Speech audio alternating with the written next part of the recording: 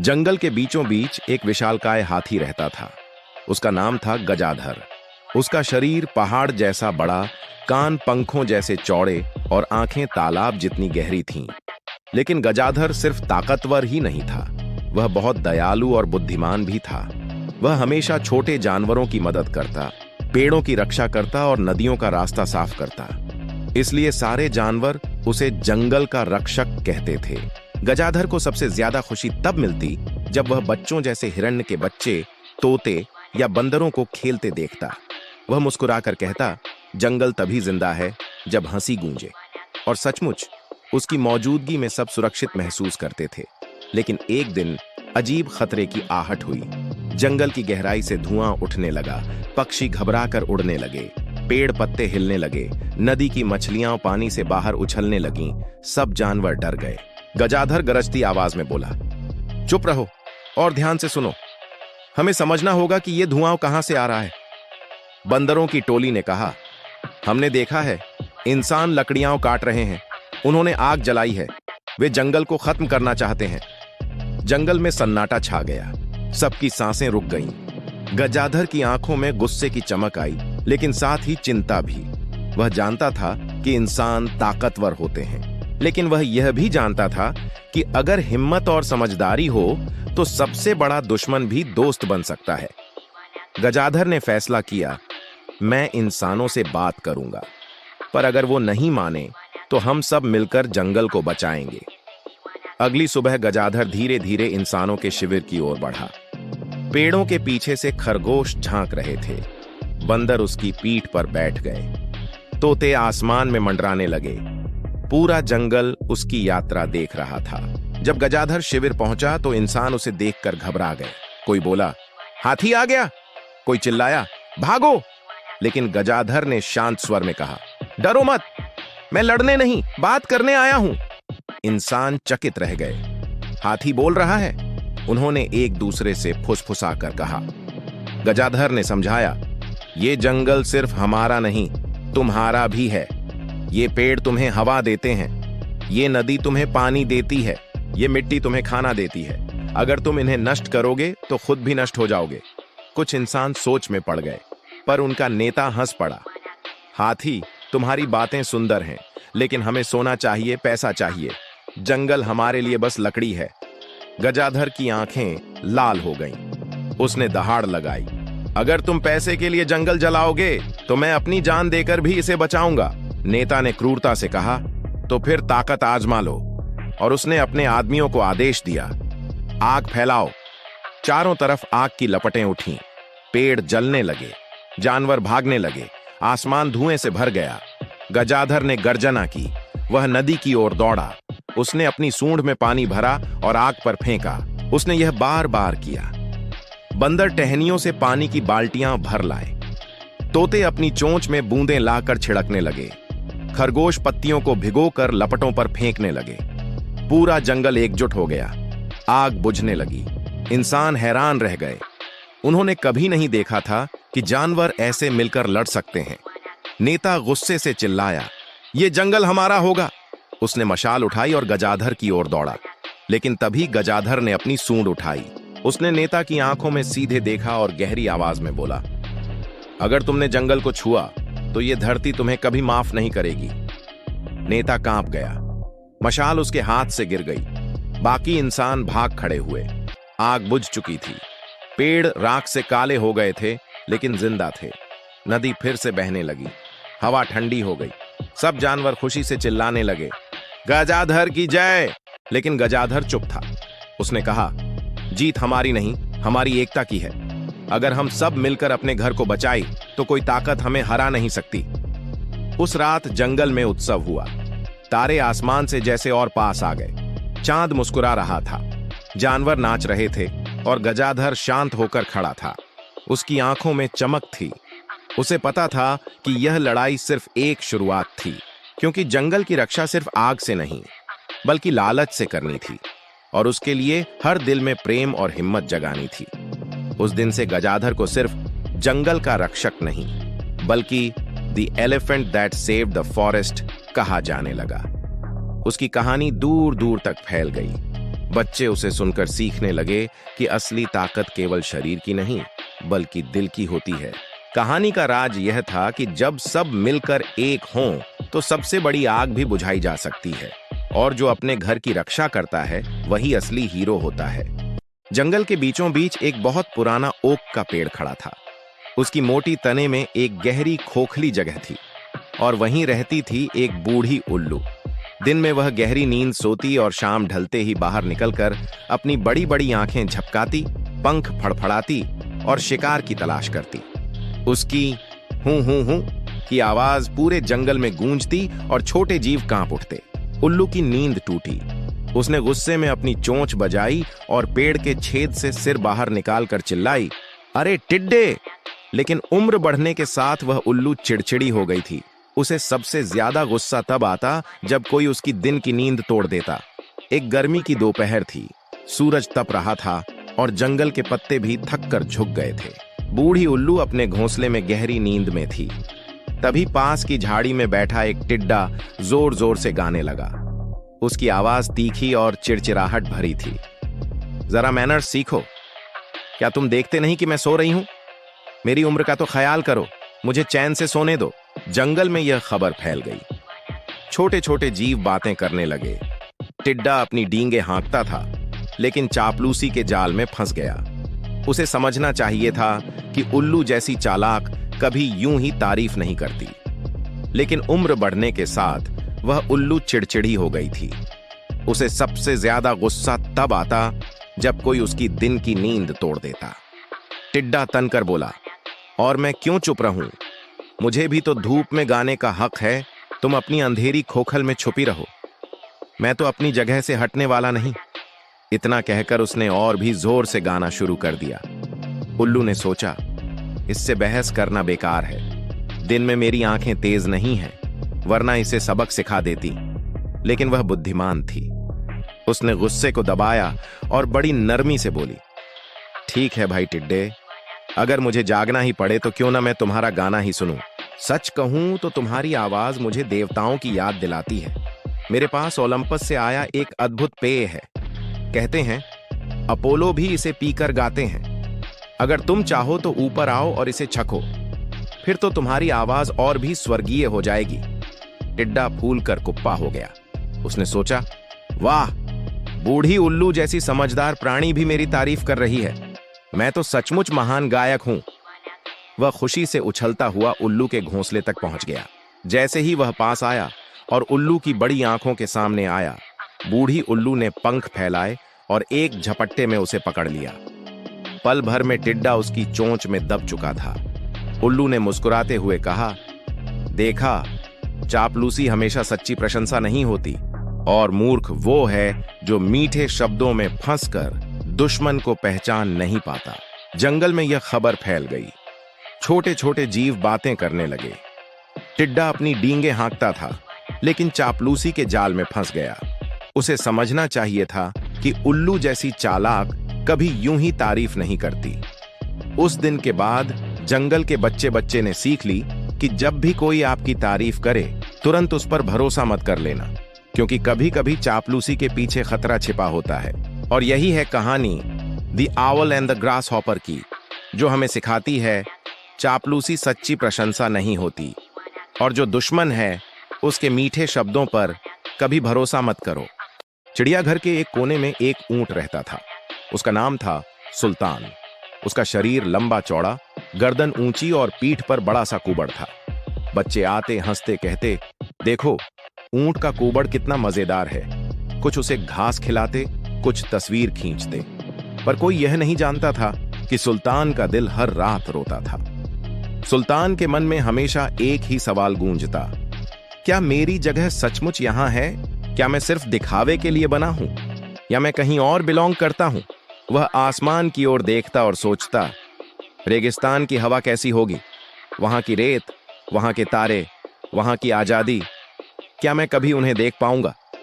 एक रात जब पूरा चिड़ियाघर सो रहा था, अचानक पिंजरे की सलाखों पर हल्की रोशनी चमकी। वह रोशनी एक छोटे से जुगनू की थी। जुगनू ने सुल्तान से कहा, तुम यहां के नहीं हो, तुम्हारी आत्मा रेगिस्तान की है। अगर तुम चाहो मैं तुम्हें रास्ता दिखा सकता हूं। सुल्तान चौंक पड़ा। क्या सच में मैं वहां जा सकता हूं? जुगनू हंस पड़ा। हां, लेकिन तुम्हें हिम्मत करनी होगी। आजादी आसान नहीं होती, पर सबसे खूबसूरत वही होती है। सुल्तान ने गहरी सांस ली। उसी रात उसने पिंजरे की कमजोर सलाखें धक्का दीं। वे चरमराईं और टूट गईं। उसने बाहर कदम रखा। आसमान तारों से भरा था। चांद मुस्कुरा रहा था। सुल्तान ने पहली बार महसूस किया कि उसके कदम सचमुच उसके अपने हैं। वह शहर की गलियों से गुजरा। लोग सो रहे थे, लेकिन कुछ कुत्ते भौंके, गाड़ियां हॉर्न बजाती गुजरी। सुल्तान ने सोचा, यह दुनिया मेरे लिए नहीं, मुझे अपनी जगह ढूंढनी होगी। सुबह होते होते वह शहर से निकल गया। उसके सामने लंबा रास्ता था। सूरज उगा और गर्मी बढ़ने लगी, पर सुल्तान को थकान नहीं हुई। उसके कदम जैसे उसे अपनी जड़ की ओर ले जा रहे थे। रास्ते में उसने कई जानवर देखे। एक हिरण बोला, तुम कहां जा रहे हो भाई? सुल्तान ने कहा, मैं अपनी जगह खोजने जा रहा हूं। हिरण मुस्कुराया, काश मैं भी इतनी हिम्मत कर पाता। फिर उसे एक नदी मिली। वहां मछलियां कूद रही थीं। उन्होंने कहा, पानी में रहो, यहां ठंडक है। पर सुल्तान ने सिर हिलाया, नहीं, मेरी आत्मा पानी में नहीं, मेरी आत्मा रेत में है। यात्रा कठिन थी। कभी तेज आंधियां चलती, कभी रात का अंधेरा डराता, लेकिन हर बार जुगनू उसकी राह रोशन करता। आखिरकार एक दिन सुल्तान ने दूर दूर तक फैला रेगिस्तान देखा। सुनहरी रेत, हवा में उड़ते कण और क्षितिज तक फैली आजादी। उसकी आंखों में आंसू आ गए। उसने गहरी सांस ली और बोला, यही है मेरी असली जगह। रेगिस्तान के जानवर उसे देखकर हैरान रह गए। सांप बोला, इतना बड़ा मेहमान? लोमड़ी बोली, यह कहां से आया? ऊंटों का झुंड आगे आया। एक बूढ़े ऊंट ने सुल्तान को गौर से देखा और कहा, तुम हमारे जैसे ही हो। तुम्हारे कदमों में वही ताल है जो हमारी रेत में गूंजता है। सुल्तान खुशी से झूम उठा। वह उनके साथ दौड़ा। उसकी टांगें रेत पर गूंजने लगीं। सूरज ढलते समय वह रेत पर बैठा और आसमान में तारे देखता रहा। उसने महसूस किया कि अब वह अकेला नहीं है। वह घर पहुंच गया है। लेकिन कहानी यहीं खत्म नहीं हुई। एक दिन इंसान शिकारी वहां आ गए। उन्होंने ऊंटों को पकड़ने के लिए जाल बिछाया। सारे ऊंट डर गए। सुल्तान ने कहा, हम सब मिलकर उन्हें हरा सकते हैं। उसने सबको याद दिलाया, मैं चिड़ियाघर में कैद रहा हूं। मैं जानता हूं कि कैद कैसी होती है। हम आजाद हैं। हमें अपनी आजादी बचानी होगी। ऊंटों ने उसकी बात मानी। उन्होंने मिलकर रेत का तूफान खड़ा किया। सबने एक साथ दौड़ लगाई। हवा में इतनी रेत उठी कि शिकारी अंधे हो गए। उनके जाल बेकार हो गए। आखिर वे हारकर भाग गए। रेगिस्तान गूंज उठा। ऊंट खुशी से बोले, सुल्तान हमारा रक्षक है। यही है असली हीरो। सुल्तान ने मुस्कुराकर कहा, नहीं, हीरो मैं नहीं। हीरो है आजादी, और हीरो है वो हिम्मत जो हमें अपनी जगह ढूंढने के लिए मजबूर करती है। उस रात जुगनू फिर आया। उसने कहा, देखा सुल्तान, तुम सचमुच यहाँ के थे। तुमने साबित कर दिया कि जो दिल की सुनता है वही अपनी दुनिया बदल देता है। सुल्तान ने जुगनू का धन्यवाद किया और पहली बार उसने महसूस किया कि उसके कुबड़ में बोझ नहीं, बल्कि पूरी कहानी छिपी है। एक कहानी आजादी की, हिम्मत की और पहचान की। अब जब भी रेगिस्तान में हवा बहती, लोग कहते, ये आवाज है the camel who didn't belong in a zoo की, जिसने सबको सिखाया कि किसी की असली जगह कभी कैद में नहीं होती। असली जगह वही है जहां दिल आजाद हो। जंगल की गहराई में एक जंगली सुअर रहता था। उसका शरीर मोटा तगड़ा था और उसके लंबे नुकीले दांत किसी तलवार से कम नहीं लगते थे। वह अपनी ताकत और गंभीर स्वभाव के लिए जाना जाता था, लेकिन आज वह कुछ अजीब कर रहा था। वह एक पुराने पेड़ के ठूंठ के पास खड़ा होकर अपने दांत तेज कर रहा था। उसकी सांसों की आवाज और दांतों के रगड़ने की खुर्र खुर्र जंगल में गूंज रही थी। उसी समय वहां से एक चालाक लोमड़ी गुजरी। यह लोमड़ी अपने मजाक और तानों के लिए मशहूर थी। उसे दूसरों को चिढ़ाने में बड़ा मजा आता था। उसने सुअर को देखा और हंसते हुए बोली, अरे भाई सुअर, ये क्या कर रहे हो? यहां तो कोई खतरा नहीं है, न कोई शिकारी है, न कोई दुश्मन। फिर क्यों इतना सिर खपा रहे हो? सुअर चुपचाप अपने काम में लगा रहा। लोमड़ी ने इधर उधर देखने का नाटक किया, मानो डर गई हो। फिर बोली, क्या कोई भेड़िया छुपा है या कोई शिकारी आ रहा है? मैं तो कुछ देख नहीं रही। सूअर ने धीरे से कहा, सच है, अभी कोई खतरा नहीं है, लेकिन जब खतरा आएगा तब दांत तेज करने का समय नहीं मिलेगा। उस वक्त मेरे हथियार तैयार होने चाहिए, वरना मैं हार जाऊंगा। लोमड़ी ने मुंह बिचकाया और बोली, तुम हमेशा इतने गंभीर क्यों रहते हो? जीवन का मजा लो, खेलो कूदो। ये बेवजह की तैयारी किस काम की? सूअर मुस्कुराया और बोला, मजा तो मैं भी लेता हूं, पर समझदारी यही है कि संकट आने से पहले तैयार रहा जाए। जो पहले से तैयार होता है वही सुरक्षित रहता है। लोमड़ी हंसते हंसते वहां से चली गई। उसे लगा सूअर बेवजह मेहनत कर रहा है। लेकिन कुछ ही दिनों बाद जंगल में शोर मचा। शिकारी आ गए थे। उनके हाथों में भाले और जाल थे। जानवर इधर उधर भागने लगे। हिरण डर से कांप गए। खरगोश झाड़ियों में छुप गए। लोमड़ी भी घबराकर भागी और सूअर को पुकारते हुए बोली, अरे अब क्या होगा? सूअर शांत खड़ा रहा। उसके तेज दांत सूरज की रोशनी में चमक रहे थे। उसने गरज कर कहा, अब मेरी तैयारी काम आएगी। जैसे ही शिकारी पास आए, सूअर ने उन पर धावा बोल दिया। उसके नुकीले दांतों ने जाल काट डाला और शिकारी डर कर भाग खड़े हुए। बाकी जानवर सुरक्षित बच निकले।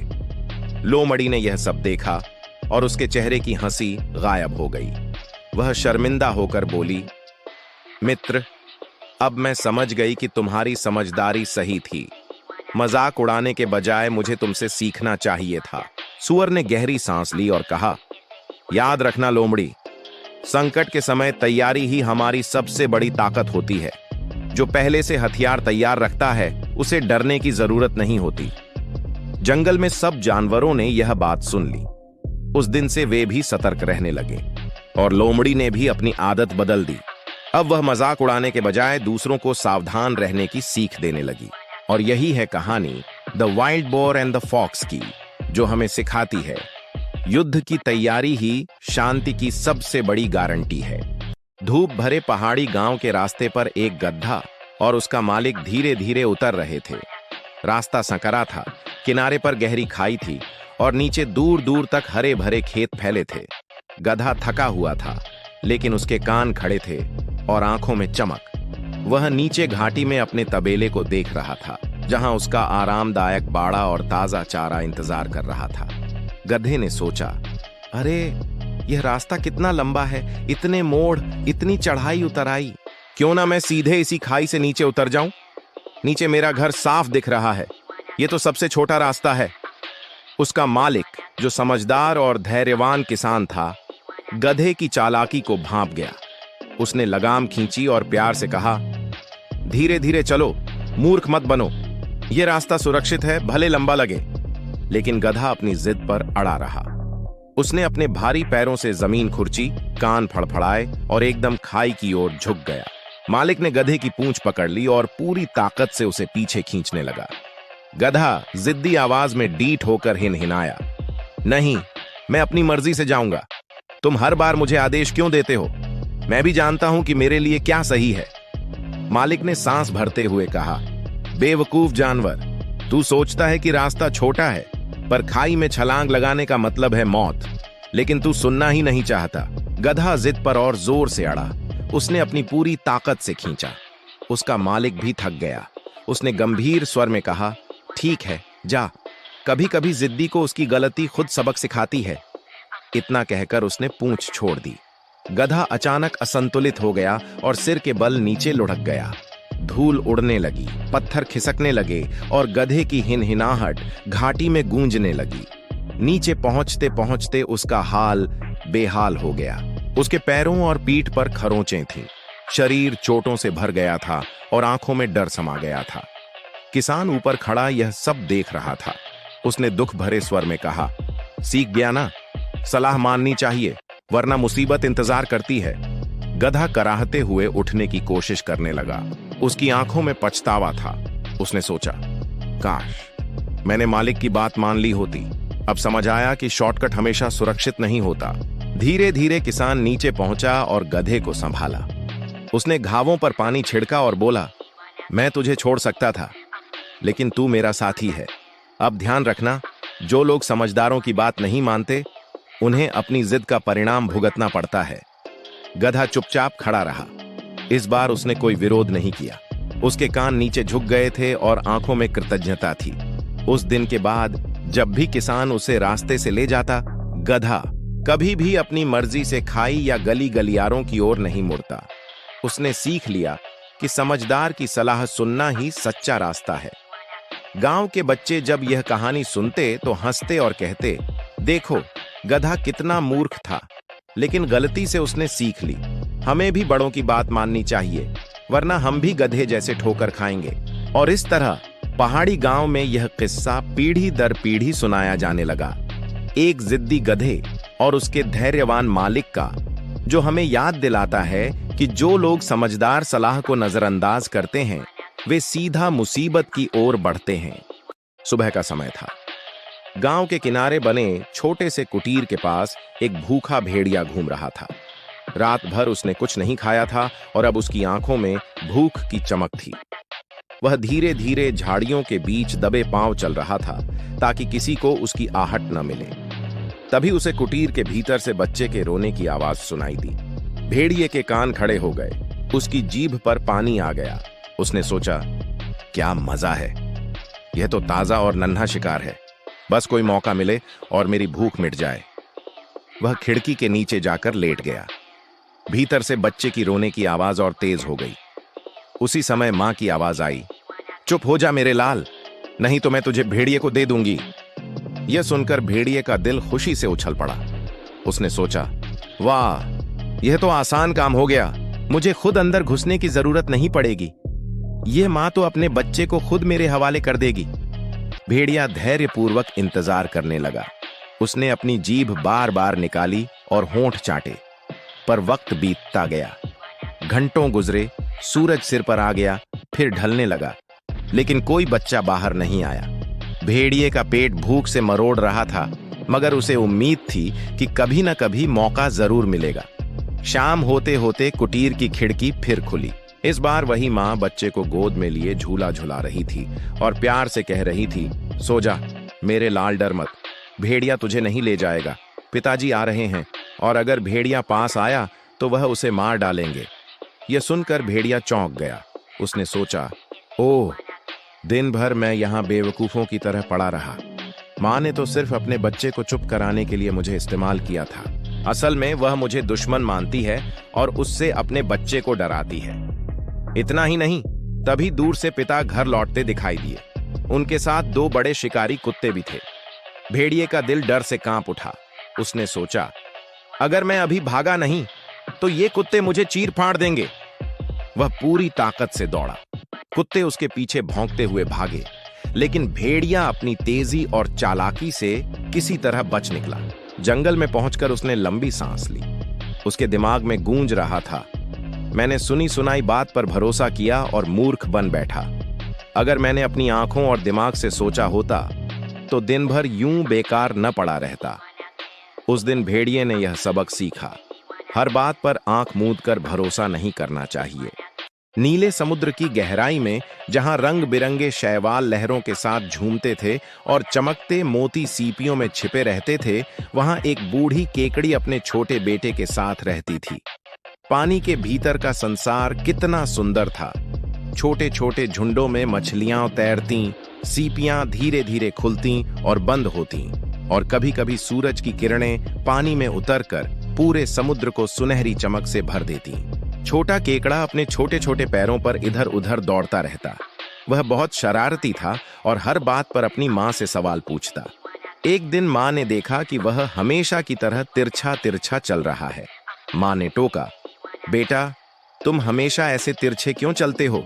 सीधे चलो, अपने पंजे आगे की ओर रखो और शान से आगे बढ़ो। छोटा केकड़ा भोलेपन से बोला, अच्छा मां, आप मुझे दिखाइए कैसे सीधे चलते हैं, मैं तो आपसे सीखना चाहता हूं। मां हंसी, फिर बोली, यह तो आसान है। उसने पूरी ताकत लगाकर अपने पंजे सीधे करने की कोशिश की और आगे बढ़ी, लेकिन जैसे ही उसने कदम बढ़ाया वह ठोकर खाकर मुंह के बल गिर पड़ी। छोटा केकड़ा खिलखिलाकर हंस पड़ा, अरे मां, आप तो खुद ही सीधे नहीं चल पा रही, फिर मुझे क्यों डांटती हैं? माँ थोड़ी शर्मिंदा हुई मगर फिर भी बोली, मैं बड़ी हूं इसलिए तुम्हें सिखा रही हूं। लेकिन बच्चे की आंखों में चमक थी। उसने धीरे से कहा, माँ, अगर आप खुद नहीं कर सकती तो मुझे क्यों कहती हैं? मुझे अच्छा लगता है वैसे चलना जैसे मैं चल रहा हूं। हो सकता है यही हमारा तरीका हो।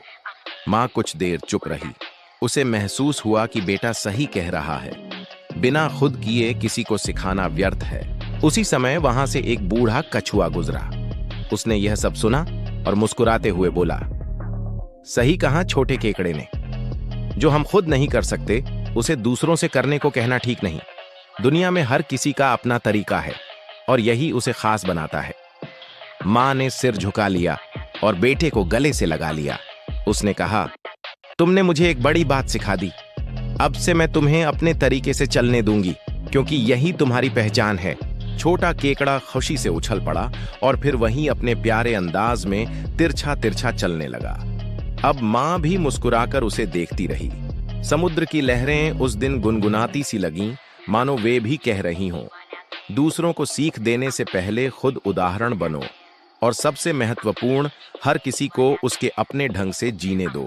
और इस तरह the young crab and his mother की कहानी बच्चों को यह जादुई सीख देती है, किसी को उपदेश देने से पहले खुद वैसा बनो, क्योंकि सच्चा ज्ञान शब्दों से नहीं बल्कि अपने आचरण से मिलता है।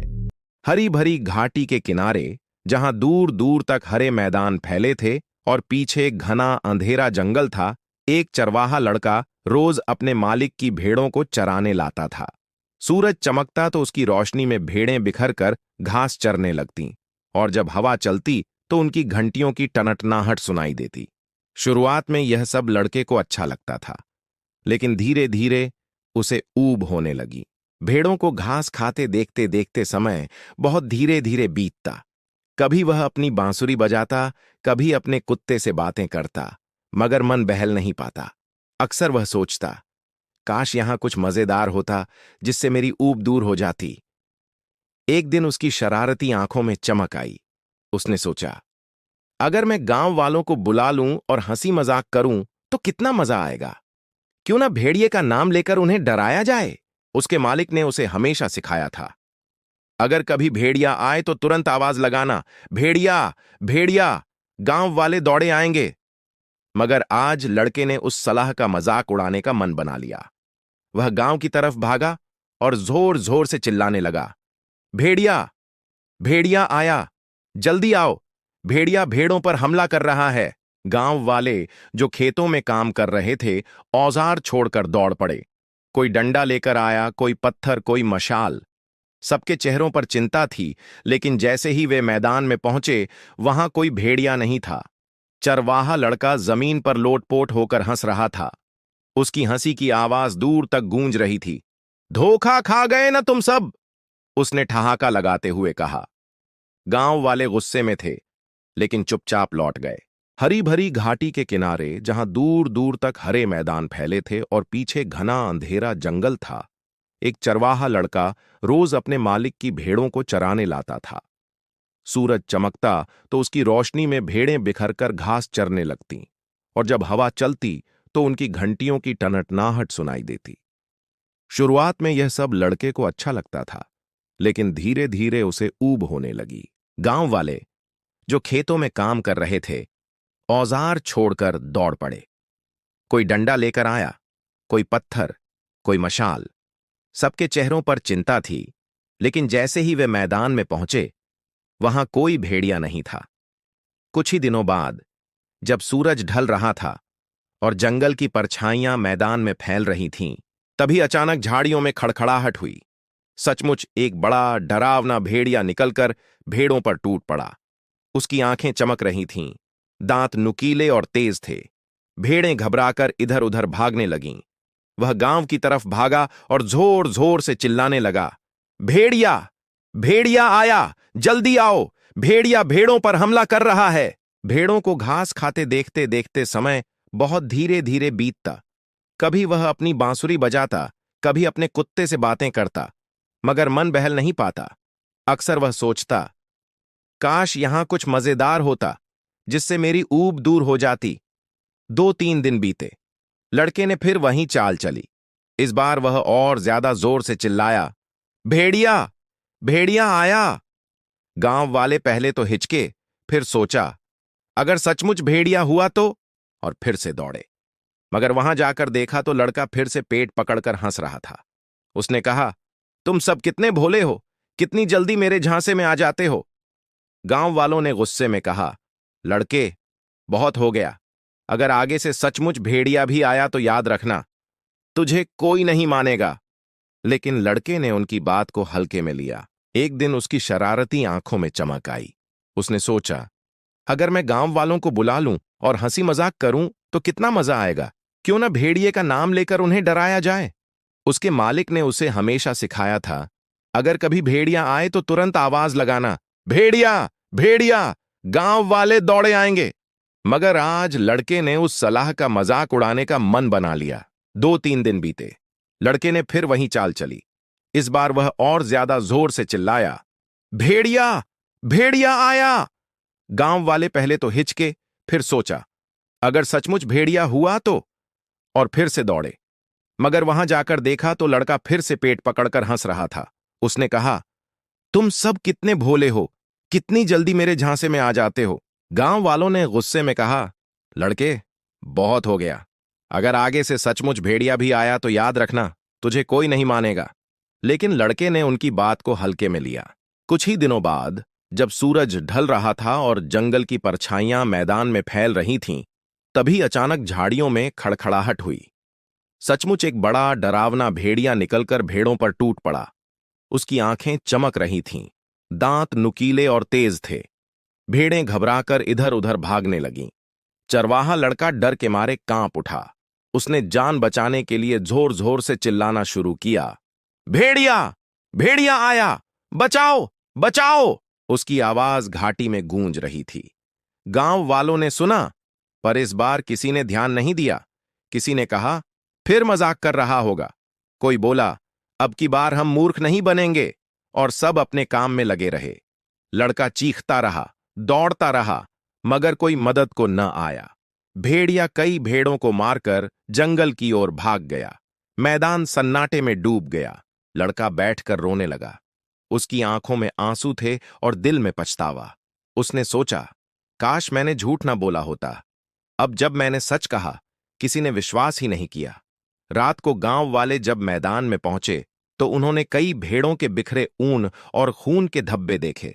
लड़का रोते हुए बोला, सचमुच भेड़िया आया था, मैंने झूठ नहीं कहा था। गांव वाले गंभीर स्वर में बोले, बेटा, यही तो गलती है। जो बार बार झूठ बोलता है उस पर कोई विश्वास नहीं करता, चाहे वह सच ही क्यों न बोल रहा हो। लड़के ने सिर झुका लिया। उसने मन ही मन कसम खाई कि अब कभी झूठ नहीं बोलेगा, क्योंकि उसने अपनी आंखों से देख लिया था, झूठ बोलने वाला जब सच भी कहता है तो कोई उस पर भरोसा नहीं करता। उस दिन से गांव के बच्चे जब भी खेलते खेलते झूठ बोलने लगते, बड़े उन्हें यही कहानी सुनाते, चरवाहे लड़के और भेड़िए की, ताकि वे सीखें कि सच बोलना कितना जरूरी है। और पहाड़ों की उस घाटी में यह किस्सा हमेशा गूंजता रहा। झूठे की सच्चाई भी किसी को भरोसे लायक नहीं लगती।